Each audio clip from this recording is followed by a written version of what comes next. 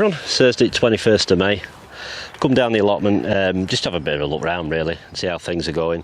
Had a little bit of a weed in, there wasn't much to be honest, but I thought instead of waiting until the rains come, I'll get them out now while it's nice and dry. I've given everything a bit of a water because I don't know, the rains are supposed to be due, but you never know, it could be days yet. And it was really hot yesterday, and it's been really hot today. I mean, there's a couple of lettuce at home that are just cooked off. But it's like some of the brassicas, I think they should be a lot bigger by now than what they are, because the broccoli's actually started to form the broccoli head, and it's a bit too early for me, for my liking, but we'll see how they go. They might pump on a bit of growth over the next few weeks, and we'll just see how it goes, because I'll probably be putting more broccoli in there again after that, which will be for probably a September, October harvest. Maybe some more collie, I don't know, but I think I might have enough collie here, yeah, I don't know. But I'll keep planting stuff until I run out of season, really. So I'll get the camera, we'll have a look around. I can show you these peas, which were a sorry state. They've got some fresh growth on top, but I'm not holding great hopes for them, but I'll see how they go. But I think it was probably more to do with a mixture of really drying out and then being hit by a pretty hard frost, because it must have got really cold here. Because some of my spuds were burnt when I popped down a good few days ago now, and I just put my runner bean canes up. So I'll have a look around anyway. Right, we'll start the potato bed. Everything's sort of re-earthed up a bit. These are the Morris pears. They seem to be showing a fair amount of top, but they were all up, to be honest, before I started hilling. There was a few that were just tiny little things, but 2 rows of the Orla, which are there, that one and that one. I'll probably hill them up some more at a later date when they've grown through a bit more. And these were the Charlottes, the row of Jazzies and the Duke York.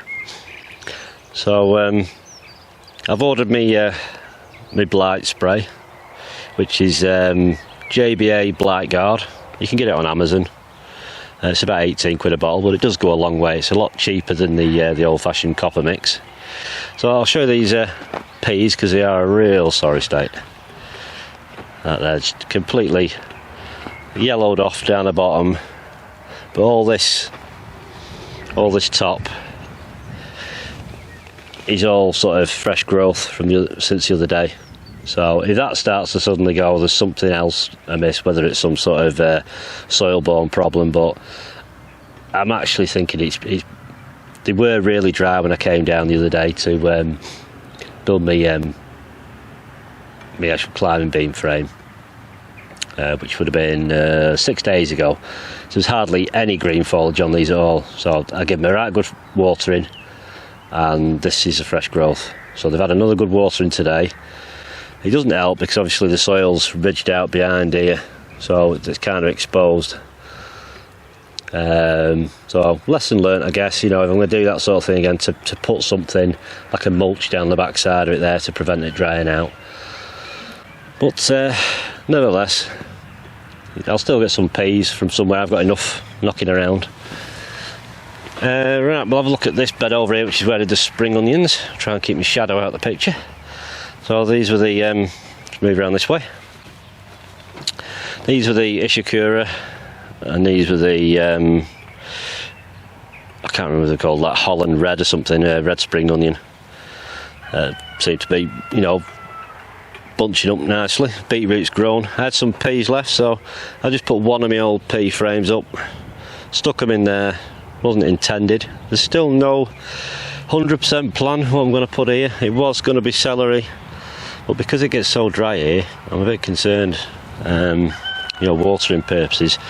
But I mean, these beds, they are good for holding moisture, because I mean, we've had no rain for a while really, and you just take this top mulch back, an inch, bit of grass there, and that is moist. I've no real concerns about these, to be honest. Quite firm as well. If they were really loose, then they probably dry out really quickly. So they do work well that way. Onion bed. They've sort of, doubled in size, probably tripled in size since last time you saw them when they were little wispy things. just keeping out for like things like rust and mildew and stuff like that. The usual things I get, but at the moment they'll be fine. I should imagine 7-8 weeks they'll be done, they'll be out. So yeah, I usually do alright on new wires anyway. And move on to the cauliflowers. You know, some of them are foot high now. You know, there's a few that, you know, there's probably smaller ones like these, but there were some that were older than others. So, and I'm not sure, to be honest, if these front ones are the older ones and the back ones have taken over. So just goes short, things do catch up, and if you restrict things too long and they suffer a bit of stress, it checks them quite a bit. But all in all, they're all growing. They just need to put more foliage on before they start producing the curd. Otherwise you end up with a small curd, which is okay. It's still a cauliflower, you know, so it's not all lost.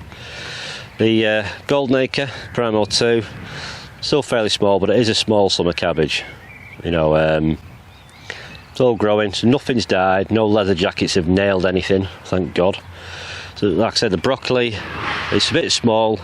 It's started, you probably won't be able to see. You can't really tell, but it's starting to get little tiny, you know, like half-inch broccoli heads in the middle. And I wanted to try and put on more growth. If it was like a side shoot, I'd snap it off, but because it's the main head, I don't want to snap it out. But you know, if I get a small main head, they'll still produce side shoots after, so I can harvest them. So I'll still get a crop off them. And if they get full size, if they suddenly have a good few days rain, but like I say, it's not dry, so it must be a stress, you know, during the when they were in pots, because they did dry out a few times.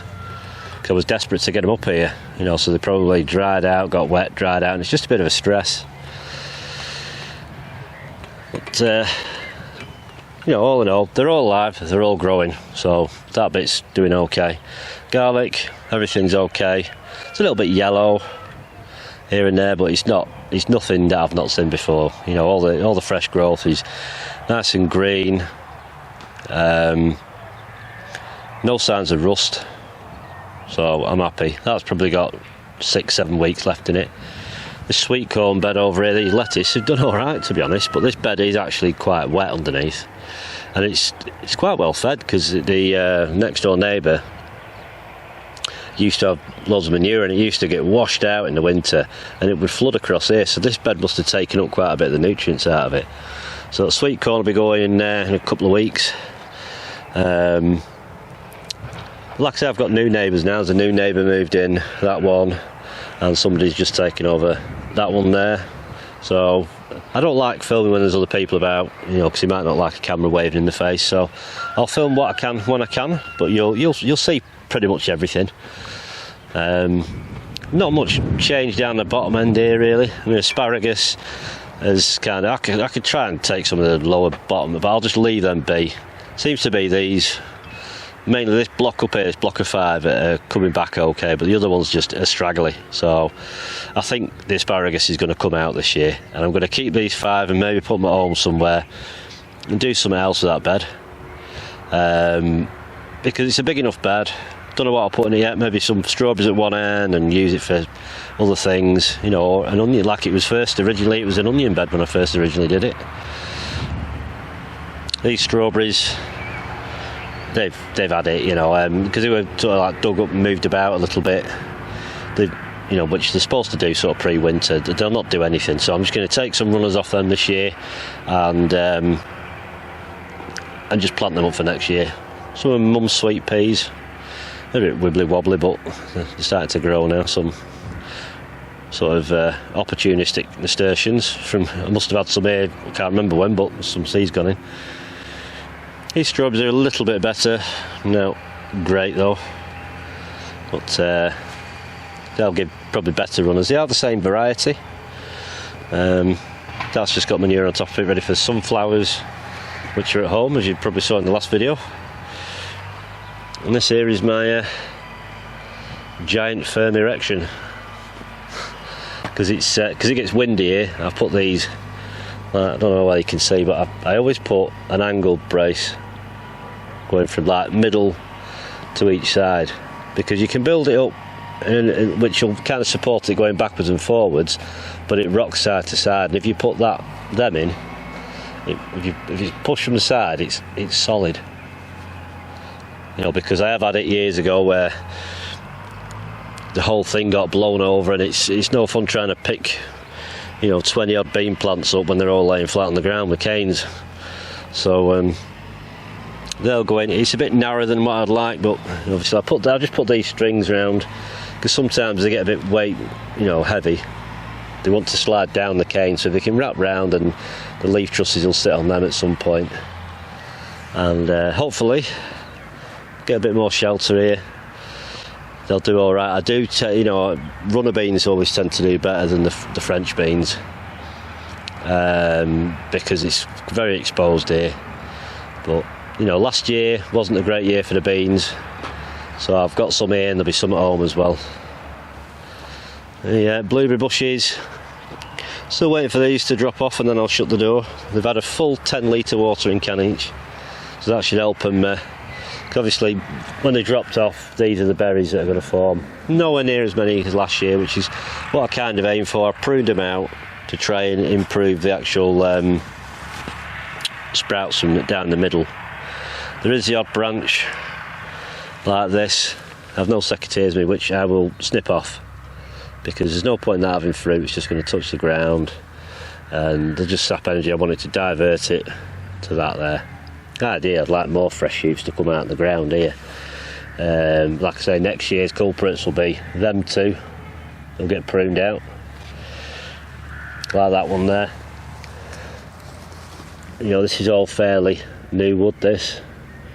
These will have grown last year, this one, and so that one will be next year's lopped out.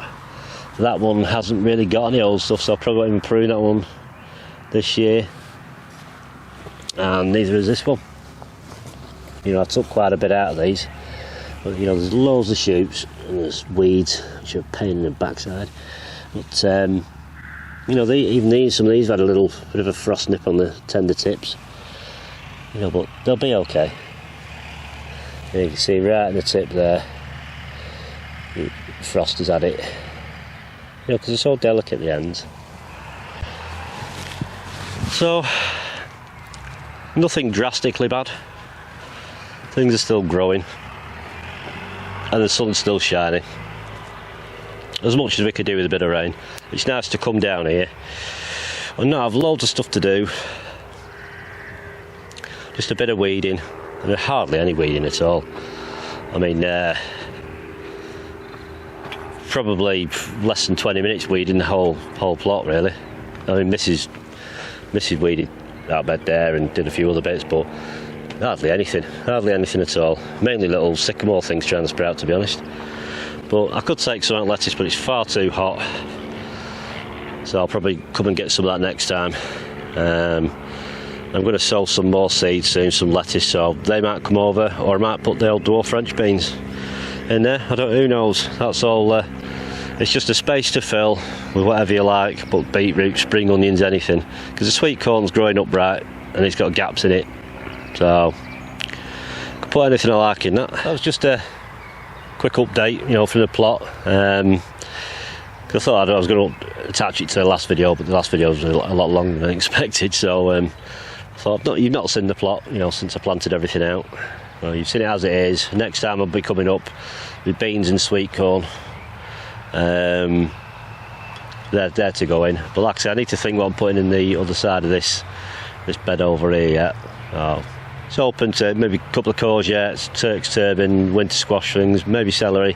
I have no idea, and I'll wait. I'll just see how it goes. So I need to find somewhere for the celery, and I've not a lot of room at home, as you can tell. I might do it in pots. I've got some pots. I could probably get, you know, 3 or 4 celery in a pot.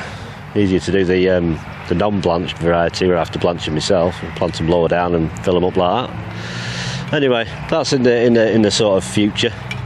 So thanks for watching. Take care. Stay safe. I'll see you next time. Bye bye.